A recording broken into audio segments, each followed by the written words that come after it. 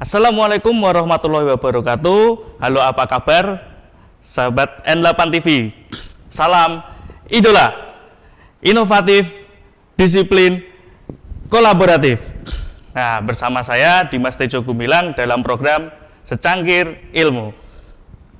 Nah, di masa pandemi virus COVID-19 ini, semoga kita tetap dalam keadaan yang baik dan tetap bisa bersyukur dalam keadaan apapun. Dan jangan lupa untuk mematuhi pola kebiasaan baru dengan mencuci tangan, menggunakan sabun atau hand sanitizer, memakai masker saat bepergian keluar rumah, dan menjaga jarak fisik untuk mencegah penyebaran virus corona. Nah, dalam kesempatan kali ini kita akan belajar untuk menentukan peluang usaha produk, barang, atau jasa dalam mata pelajaran produk kreatif kewirausahaan. Nah, topik yang kita angkat kali ini adalah tentang Internet of Things. Nah, kita akan mengetahui apa itu Internet of Things, bagaimana perkembangan industrinya, alat apa saja yang digunakan, jalur komunikasi atau media yang digunakan, dan potensi pasar Internet of Things di dunia dan khususnya di Indonesia. Nah, sekarang kita mulai. Bagaimana cara menentukan peluang usaha, produk, barang, atau jasa di mata pelajaran produk kreatif dan kewirausahaan. Kita akan membahas tentang Internet of Things. Nah, sebelum kita masuk ke materi Internet of Things, ada baiknya, kenapa sih harus Internet of Things? Nah, pasti pada bertanya kan?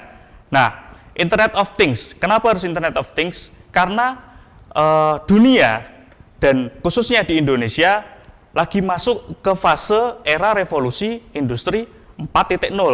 Nah, era industri 4.0 adalah era yang dimana segala sesuatu informasi telah didigitalisasi melalui internet. Nah, makanya kan sekarang kalian coba melihat seperti contoh yang gampang adalah koran.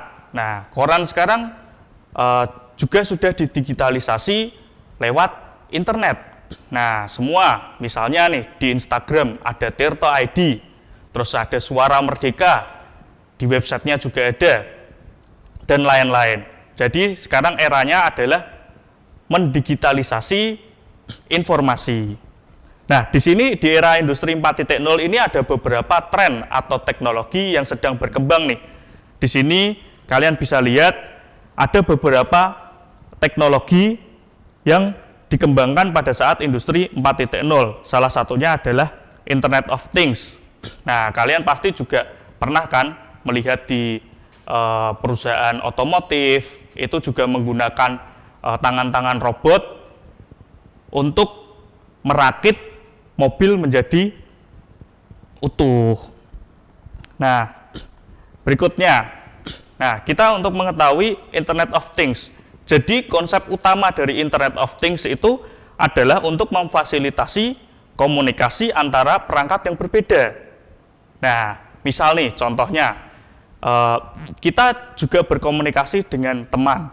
Nah, bagaimana cara berkomunikasinya? Nah, kita menggunakan handphone atau smartphone, ataupun menggunakan video conference, menggunakan aplikasi-aplikasi jenis misalnya Skype, ataupun menggunakan Webex, atau menggunakan macam-macam lah. Kita sudah ada seperti WhatsApp, Telegram, dan lain-lain. Nah, itu cara untuk memfasilitasi komunikasi antar personal. Nah, di sini dengan perangkat yang berbeda adalah misalnya juga seperti lampu. Lampu ini bagaimana cara mengkomunikasikannya? Nah, sekarang kan kita secara konvensional itu lampu dihidupkan melalui saklar yang ada tertempel di dinding. Nah, kita dengan adanya teknologi Internet of Things ini, menggunakan protokol jaringan internet, kita bisa menyalakan lampu dan mematikan lampu itu melalui smartphone, seperti itu. Jadi konsep utama dari Internet of Things adalah cara untuk memfasilitasi komunikasi antara perangkat yang berbeda. Nah, Untuk memfasilitasi komunikasi, pasti ada yang namanya media komunikasi atau protokol yang digunakan untuk berkomunikasi. Nah, di sini ada beberapa jalur komunikasi yang digunakan dalam Internet of Things. Yang pertama adalah Wi-Fi. Wi-Fi ini adalah jalur komunikasi nirkabel yang dimanfaatkan dalam jaringan lokal maupun internet. Nah, Wi-Fi ini juga pasti di rumah kalian misalnya ada internet, yaitu bisa menggunakan access point secara nirkabel. Nah, terus ada GSM. GSM ini adalah selular ya, yang seperti yang ada di HP kalian menggunakan SIM card ataupun satelit. Nah, terus ada Bluetooth.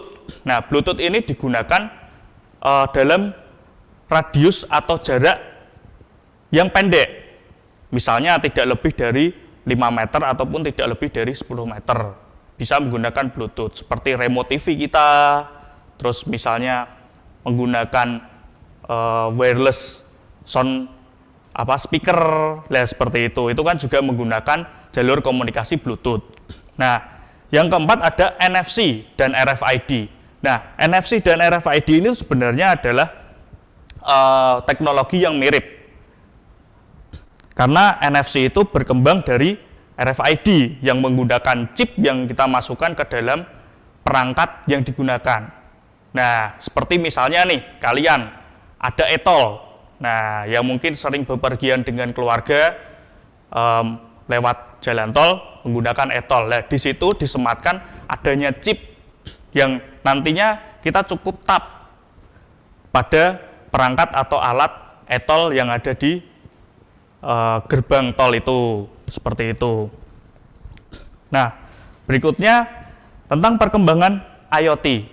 Nah, jadi jalur komunikasinya itu ada beberapa seperti yang telah dijelaskan, terus perkembangan IoT. Nah, jadi perkembangan IoT ini dari awal itu hanya untuk mengendalikan ataupun memonitor secara jarak jauh.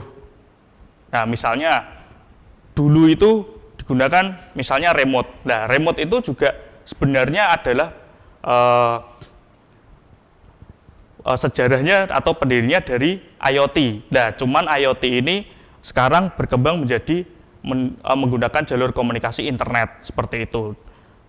Nah, terus setelah kita hanya cuman bisa mengendalikan dan memonitor secara jarak jauh, nah kita terus masuk ke otomatisasi. Nah, otomatisasi ini misalnya seperti lampu.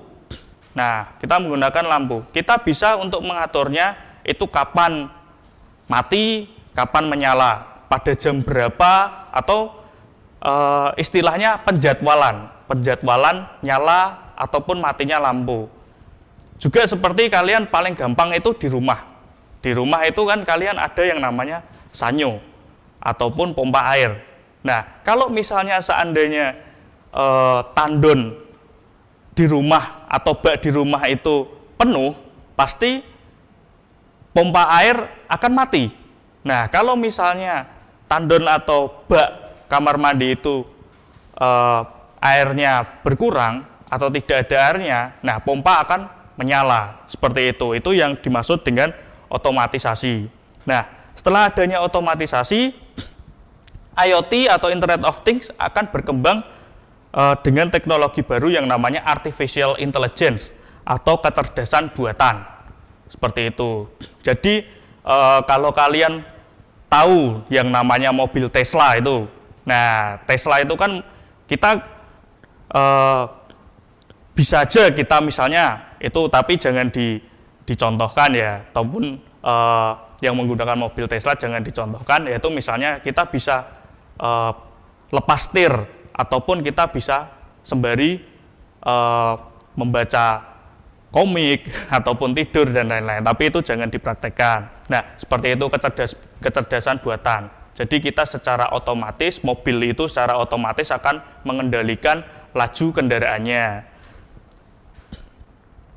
Nah, ini kita akan masuk ke dalam implementasi Internet of Things. Nah, Internet of Things itu sebenarnya untuk apa sih?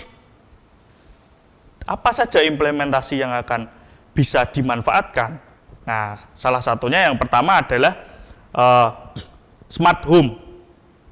Nah, kalian pasti juga pernah tahu tuh di Instagram ataupun di TikTok yang menggunakan misalnya lampu-lampu seperti contohnya ada Philips Hue, terus ada menggunakan NZXT Hue Plus yang digunakan di PC, ataupun menggunakan Bardi, smart bulb itu, nah dan lain-lain. Nah, smart home itu juga termasuk salah satunya misalnya seperti tadi pompa air otomatis dan lain-lain. Nah ini juga salah satu implementasi Internet of Things di bidang yang sangat berkembang dan sangat cepat sekali berkembang. Yang kedua adalah meningkatkan fitur keamanan atau memfasilitasi kendaraan otonomus. Nah, di sini juga digunakan di kendaraan. Contohnya adalah mobil Tesla. Itu kan menggunakan sistem autonomous dengan artificial intelligence. Jadi komputer itu sudah diprogram secara khusus untuk bisa mengendalikan laju kendaraan, tapi dengan beberapa faktor ya, misalnya GPS, internet yang selalu nyambung, satelit dan lain-lain. Jadi informasi-informasi yang diberikan dan data yang diberikan kepada mobil atau komputer itu untuk bisa mengendalikan laju kendaraannya atau menggunakan kamera dan lain-lain. Nah, terus yang ketiga ini ada di sektor industri produksi. Nah, untuk meningkatkan efisiensi produksi dan meningkatkan jumlah skala produksi. Nah, misalnya nih di perusahaan-perusahaan itu kan sudah memakai yang namanya conveyor belt.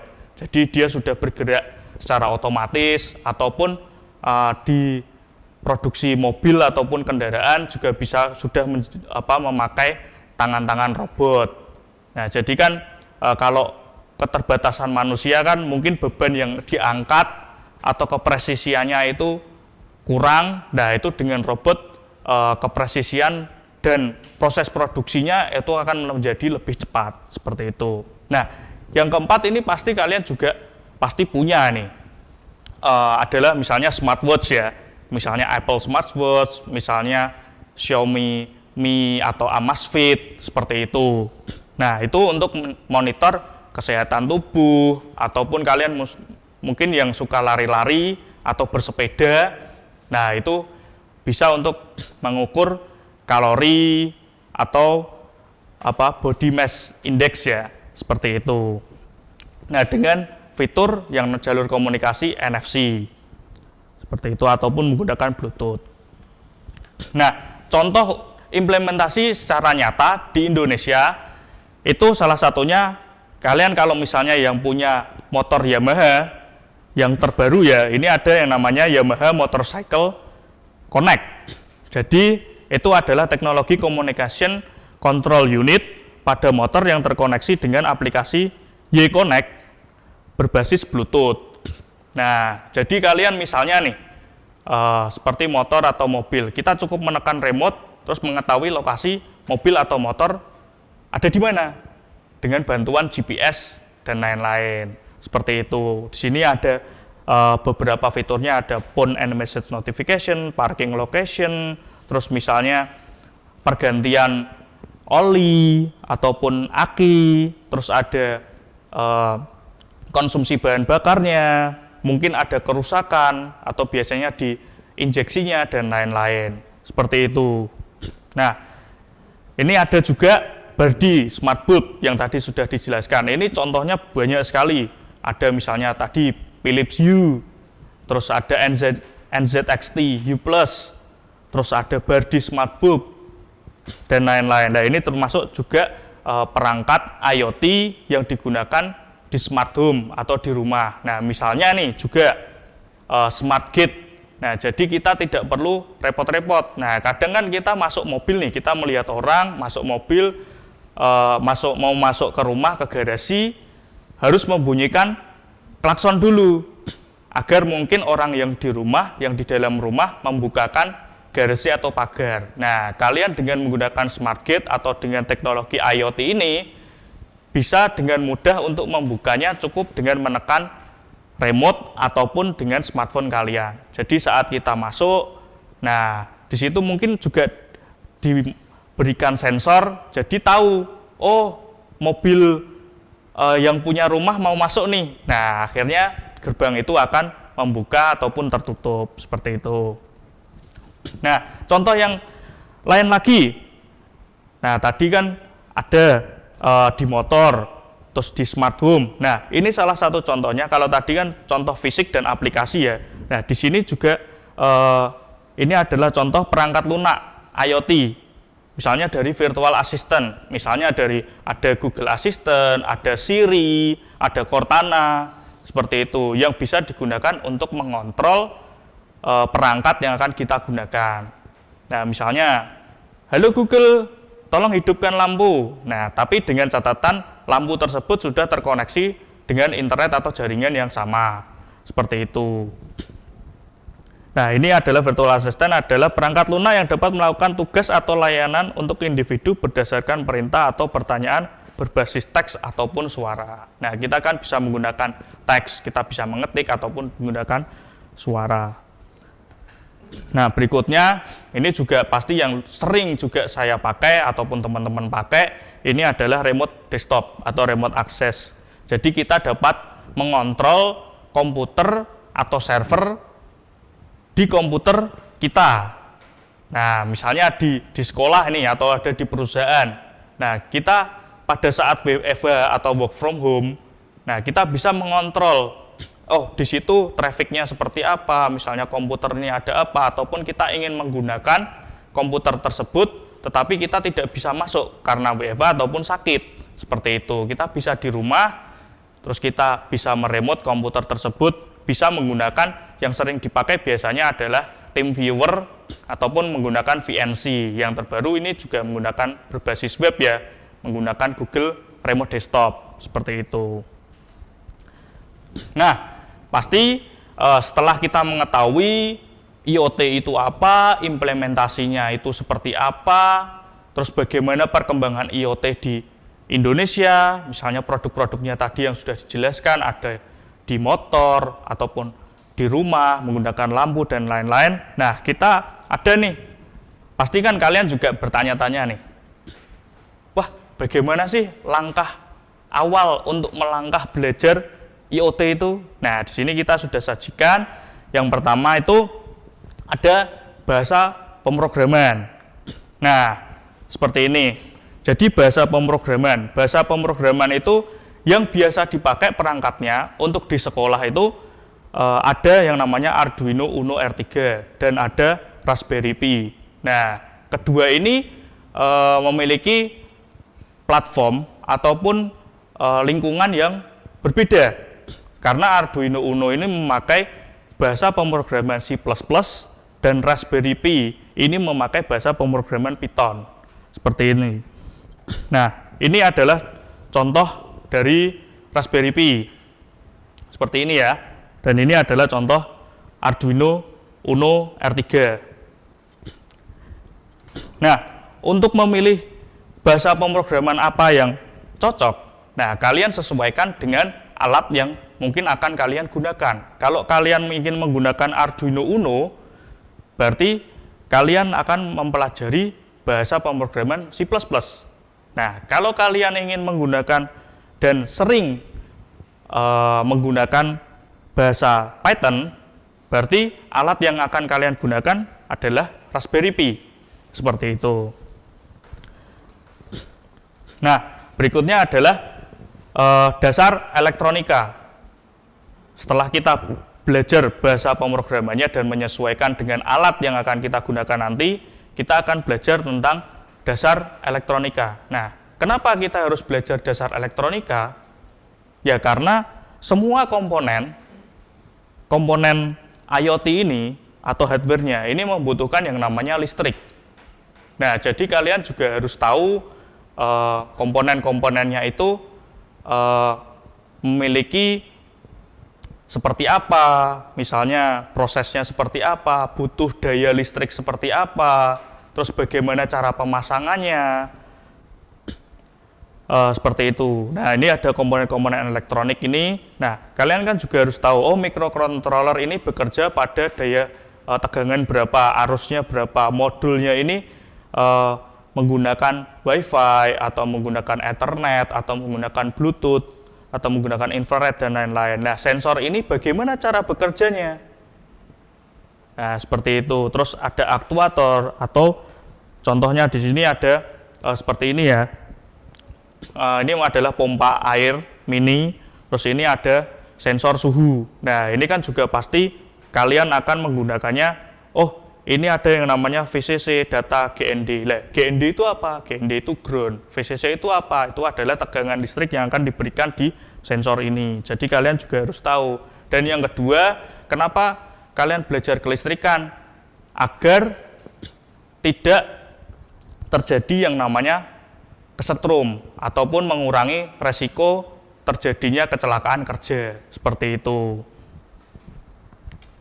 Nah, yang keempat adalah belajar tentang embedded system. Embedded system itu apa? Embedded system itu adalah sistem tanam atau bagaimana prosesnya untuk kita membangun sebuah sistem itu tersendiri. Nah, contohnya seperti ini. Kita misalnya membuat smart irrigation system. Jadi adalah sistem pengairan otomatis. Nah, bagaimana cara kita membuatnya? Nah, tadi di sini ada yang namanya komponen elektronik. Ada microcontroller, ada modul, ada sensor, ada aktuator, dan ada yang namanya display. Nah, di smart irrigation system ini yang pertama pasti yang kita butuhkan adalah lingkungan. Nah, lingkungan ini adalah tanah. Nah, tanah ini pasti kita akan mengukur yang namanya kelembapan tanah. Misalnya seberapa keringkah tanah itu, seberapa basahkah tanah itu atau lembab. Nah, itu menggunakan yang namanya sensor. Jadi ada sensor kelembapan tanah. Nah, setelah itu ada control circuit. Control circuit itu ya microcontroller ataupun kita bisa menggunakan Arduino atau Raspberry Pi tadi ya. Nah, terus ada aktuator. Aktuatornya adalah pompa air. Terus ada power supply. Power supply itu ya yang menghidupkan semua sistem itu dari microcontroller, dari sensor, dan dari pompa dan lain-lain. Itu adalah contoh dari embedded system. Nah, terakhir adalah kita akan membuat project. Nah, setelah itu kita tahu nih bagaimana langkah-langkah yang akan kita lakukan untuk belajar IoT. Mulai dari tadi sudah kita jelaskan adalah belajar tentang microcontroller, terus ada dasar kelistrikan dan lain-lain. Nah, sekarang kita masuk ke dalam fase revolusi industri. Nah, setelah kita mengetahui tadi, oh sekarang kita di tahun 2020 ini sudah memasuki revolusi industri 4.0. Nah, bagaimana sih? Nah, kita kan juga harus menganalisis nih sebelumnya. Oh, itu ada fase revolusi industri. Nah, nanti bakalan seperti apa di tahun-tahun berikutnya. Berarti kita juga harus memiliki yang namanya analisis yang kritis. Nah, karena kita juga membahas tentang bagaimana cara mencari peluang usaha di produk maupun jasa. Seperti itu. Kita harus mempunyai analisis yang baik untuk bisa mencari peluang yang ada. Nah, di sini ya, fase revolusi industri. Nah, kita jelaskan fase revolusi industri 1.0 itu mulai dari pemesinan. Jadi zaman dulu masih memakai misalnya kereta uap, terus menggunakan batu bara dan lain-lain. Nah, yang kedua itu ada industri 2.0 yang merupakan pengembangan menggunakan kelistrikan di otomatisasi produksi di skala industri seperti itu. Terus ada industri 3.0 yang merupakan sebuah otomasi atau autonomous. Jadi serba otomatis semua. Nah, misalnya menggunakan robot atau conveyor belt, mesin-mesin dan lain-lain. Jadi produksi itu juga dibantu dengan robot, tidak cuman hanya manusia, karena manusia juga mempunyai keterbatasan soal fisik, misalnya mempunyai kelelahan dan lain-lain seperti itu. Nah, di industri 3.0 titik 5 adalah globalisasi. Nah, pasti di tahun 1980 itu juga sudah mulai. Ini juga penjualan ataupun proses penjualan dari produksi itu merambah ke semua belahan dunia. Terus yang sekarang ada industri 4.0 merupakan digitalisasi informasi menggunakan protokol internet seperti itu. Nah, untuk di masa depannya kita akan menggunakan mungkin yang ada karena ini sudah dari pemesinan industri 1.0, 2.0 dan seterusnya, menggunakan pemesinan, kelistrikan, otomatisasi, globalisasi, digitalisasi.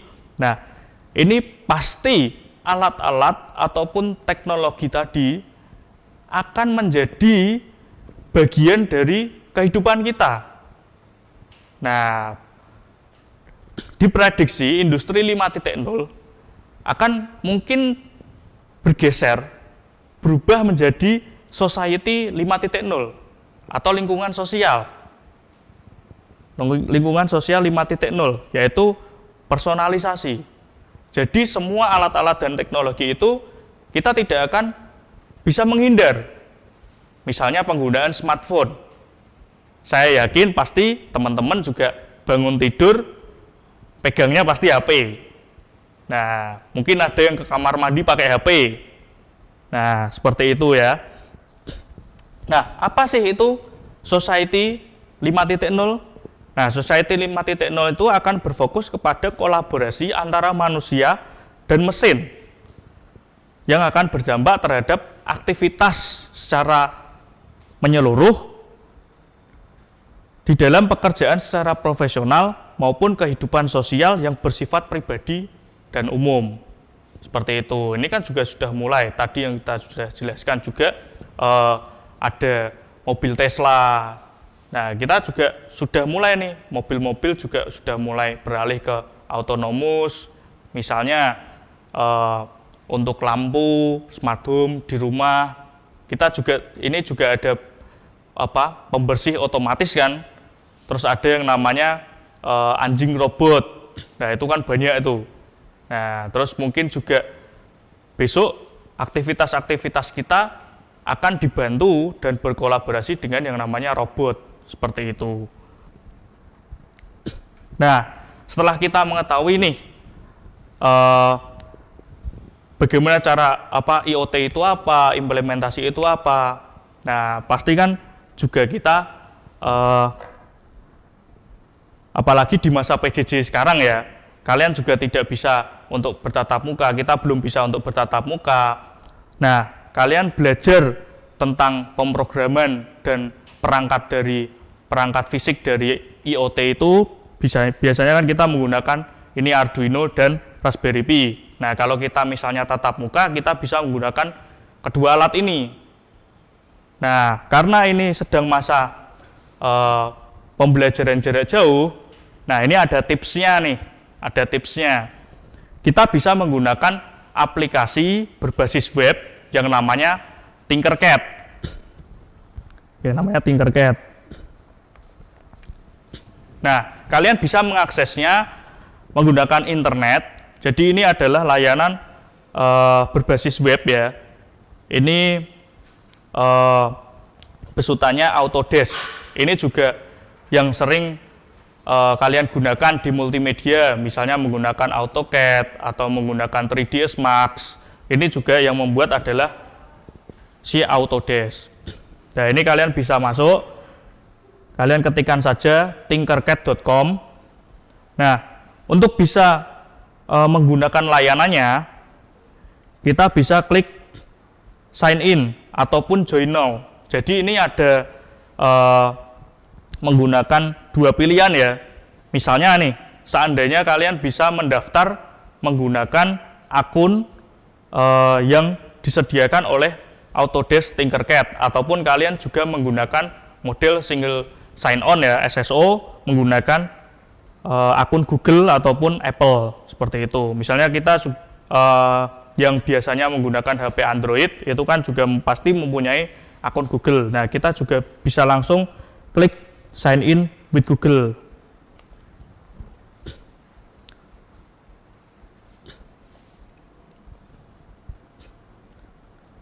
Nah, sign in with Google ini kita masukkan saja akun milik kita.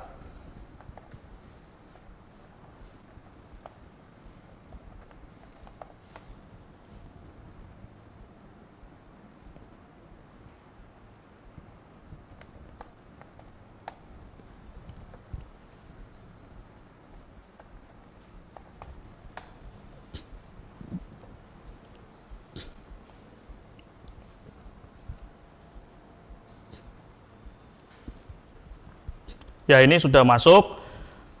Setelah kita masukkan akun kita ya. Nah, kenapa sih kok menggunakan Tinkercad? Yang pertama karena kita belum bisa bertatap muka karena ada pandemi COVID-19. Nah, alasan yang kedua adalah harga dari komponen-komponen perangkat ini mahal. Jadi misalnya nih, dengan Arduino yang asli atau original ini harganya sekitar 500 ribuan, dan ini juga Raspberry Pi juga mempunyai harga sekitar 500 ribuan. Nah, ini kan juga kalian lebih gampang. Nah, pastikan juga ada faktor-faktor tertentu untuk tidak membeli barang ini. Nah, kalian bisa memanfaatkan Tinkercad untuk proses simulasi. Jadi di sini kita tidak cuma hanya membuat atau merakit, tapi kita bisa mensimulasikan dengan kode atau program yang kita buat. Nah, di sini kita klik tab sebelah kiri yang namanya circuit.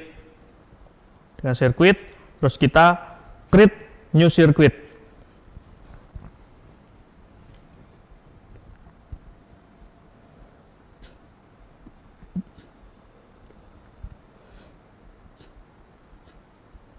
Nah, di sini adalah tampilan dari Tinkercad Circuit.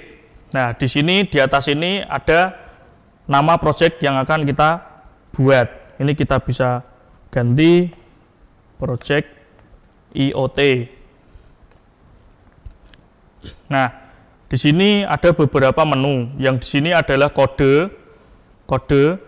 Nah, kalau kita klik, di sini adalah bagaimana cara tempat kita akan memprogram rangkaian kita. Terus di sini ada simulation. Jadi ini tidak hanya cuma merakit, tapi kita bisa mensimulasikan program yang kita buat.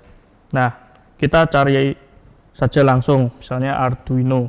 Di sini ada Arduino. Kita klik di sini. Nah, ini akan muncul Arduino-nya. Terus misalnya kita di sini menggunakan LED, terus kita di sini menggunakan yang namanya resistor atau hambatan.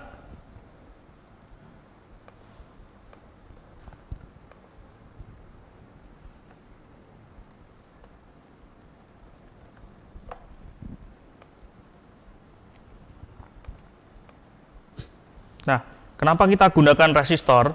Resistor ini untuk menghambat tegangan listrik yang diberikan. Soalnya pin dari Arduino ini mempunyai tegangan listrik sebesar 5 volt. Dan LED ini mempunyai tegangan kurang dari 5 volt. Ini sekitar 1,5 sampai 1,8 volt. Jadi kita gunakan resistor untuk menghambat tegangan listrik agar LED ini tidak rusak. Seperti itu. Nah, ini kan juga salah satu contoh dari kenapa kita harus belajar elektronika. Kita sambungkan di sini.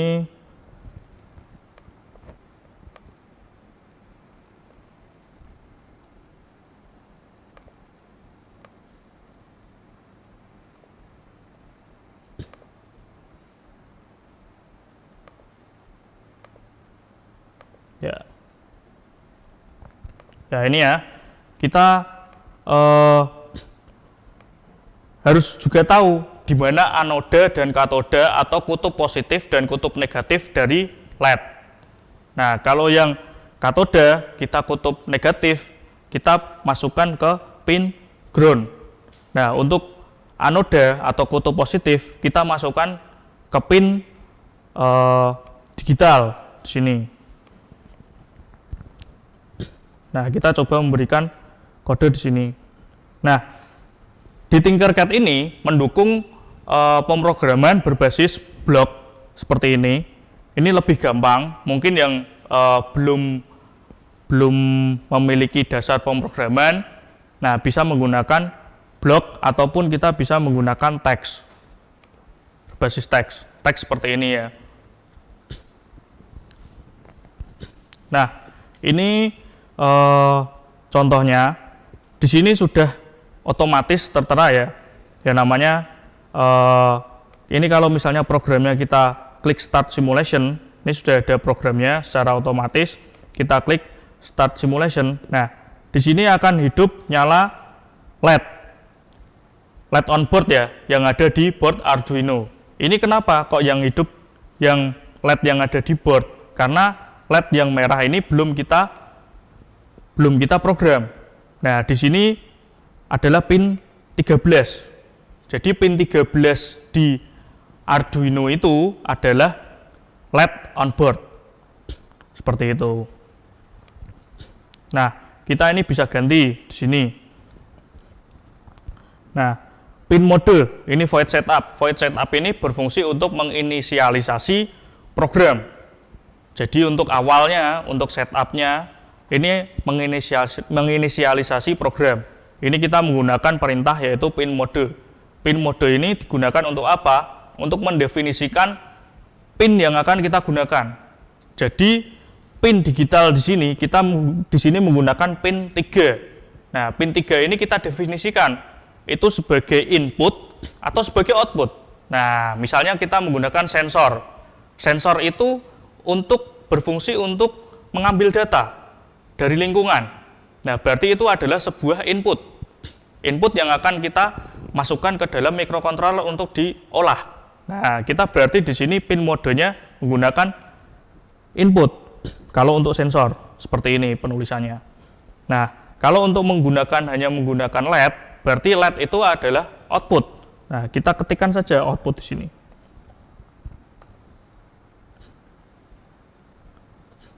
Di sini adalah pinnya, value. Nah, pin mode berfungsi untuk mendefinisikan pin itu akan digunakan untuk apa. Nah, terus di sini ada tanda kurung buka 3. 3 adalah pinnya, value atau nilai dari pin. Pin mana yang akan kita gunakan? Bisa pin 1, 2, 3, 4, 5, dan seterusnya. Terserah kita mau pin yang mana yang akan digunakan. Di dalam contoh ini ada pin 3, kita gunakan pin 3, berarti kita ketik 3. Nah, kita gunakan untuk apa 3 ini? Nah, 3 ini kita gunakan untuk output. Nah, kalau kita gunakan tadi untuk sensor, berarti kita gunakan input. Kalau menggunakan istilahnya display, ini kita menggunakan buzzer, terus menggunakan pompa air, atau menggunakan LED.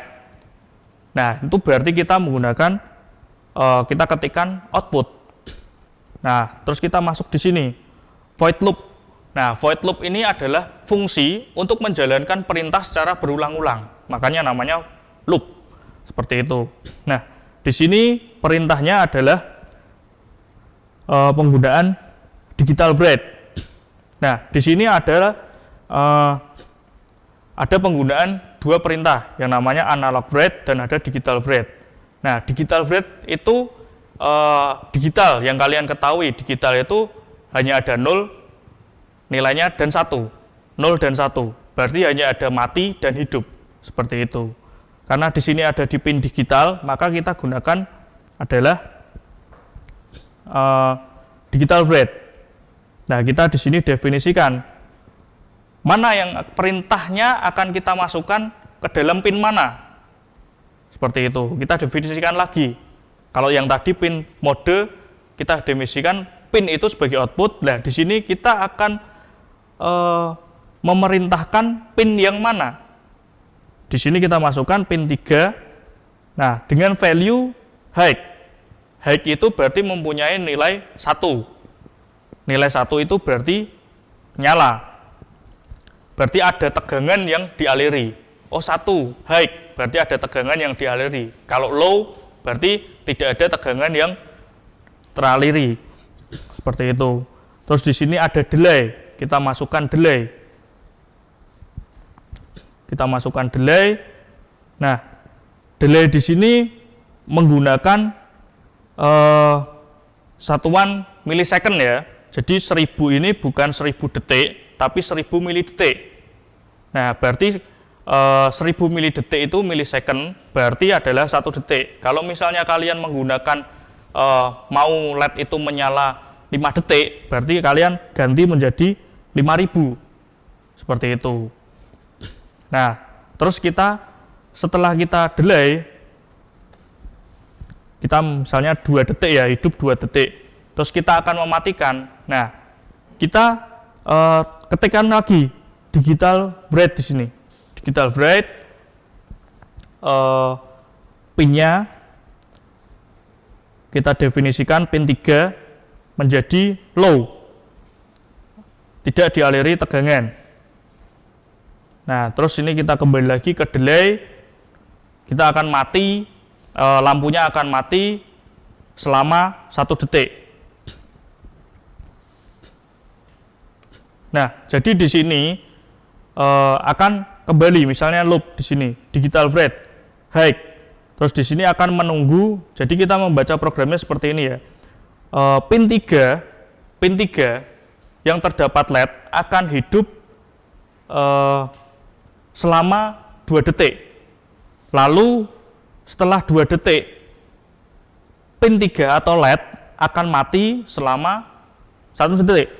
Nah, kita coba saja di sini, kita start simulation.